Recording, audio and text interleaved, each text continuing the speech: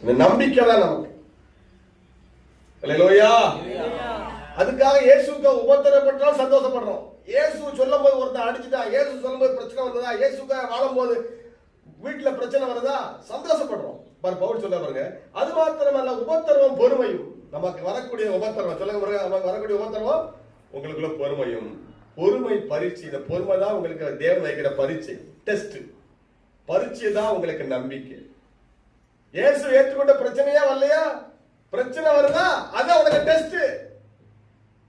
சர்ச்சைக்கு போனா உனக்கு ஊழியங்களா, நீங்க விடாம ஆண்டவரை ஆராதிக்க வாரியா, இயேசு விடமாட்டேன்னு இருக்கிறியா, அந்த பரீட்சை.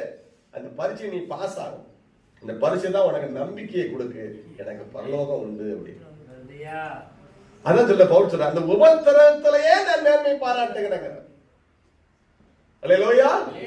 கடைசியா சொல்லி விடுகிறேன், மேலும் நமக்கு அருளப்பட்ட பரிசுத்த ஆவியினாலே தேவ அன்பு நம்முடைய இருதயங்களை ஊற்றப்பட்டிருக்கிறபடியால் அந்த நம்பிக்கை நம்ம வைக்கப்படுத்தும். தேவன் அன்பு உங்களுக்குள்ள எப்படி எங்க இருக்கு பாபி ஆண்டால்? இயேசுவின் அன்பு உங்களுக்குள்ள எப்படி கண்டுபிடிப்பீங்க? அவர் ஊற்றின பரிசுத்த ஆவிதான். அல்லேலூயா. உன் ஆத்மாவிலே பரிசுத்த ஆவி இருந்து உனக்கு சபைக்கு போகணும் தூண்டுதா, உனக்கு ஜெபிக்கணும் உன்னை தூண்டுதா? ஒவ்வொரு நாளும் முருகன் ஜோம் பண்ண, தினமும் அது வேலைக்கு போயிட்டு வந்து மாடியில போய் ஜோம் பண்ணிட்டு தான் விட்டு போவார். அப்ப ஜோம் பண்ணிட்டு போகணும் தூண்டுறது யாரு? பரிசுத்த ஆவி. அல்லேலூயா. அதுக்காக எழுந்து ஜெபிக்கணும் உன்னை தூண்டுதா, அது பரிசுத்த ஆவி.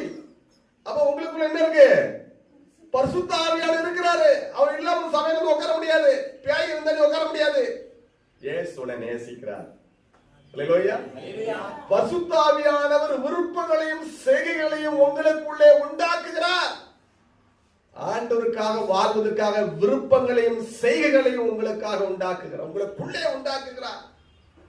அத மேலும் நமக்கு அருளப்பட்ட பரிசுத்த ஆவியினாலே தேவ அன்பு நம்முடைய இருதயங்களிலே ஊற்றப்பட்டிருக்கிறபடியால் அந்த நம்பிக்கை நம்ம இறக்கப்படுத்தாது, நிச்சயம் நமக்கு பரலோகம் உண்டுங்கிறது.